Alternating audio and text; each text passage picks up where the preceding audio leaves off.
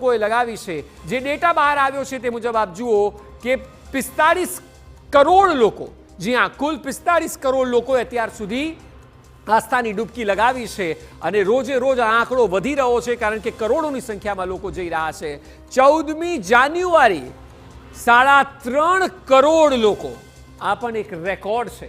3.5 કરોડ લોકો એટલે એવું કહી શકાય, આપણે જો સામાન્ય રીતે સમજીએ તો કે અડધું ગુજરાત એક જ દિવસમાં, એક જ દિવસે ડૂબકી લગાવી હોય તે પ્રકારની સ્થિતિ 14મી તારીખે જોવા મળી હતી। અને ન માત્ર 14મી પરંતુ 19મી તારીખે જુઓ 3.5 કરોડથી પણ વધુ, એટલે કે 4 કરોડ લોકોએ આસ્થાની ડૂબકી લગાવી અને આ સ્થિતિ 19મી જાન્યુઆરીની જોવા મળી।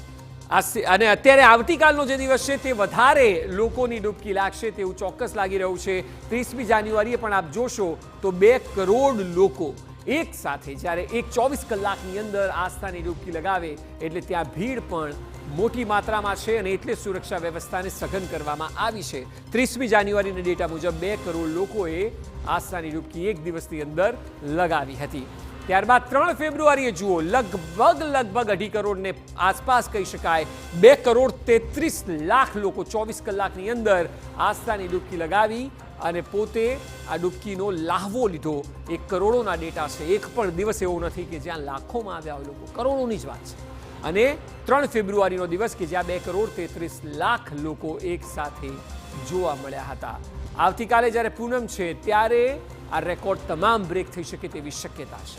જોકે ગુજરાતથી પણ લાખો ભક્તો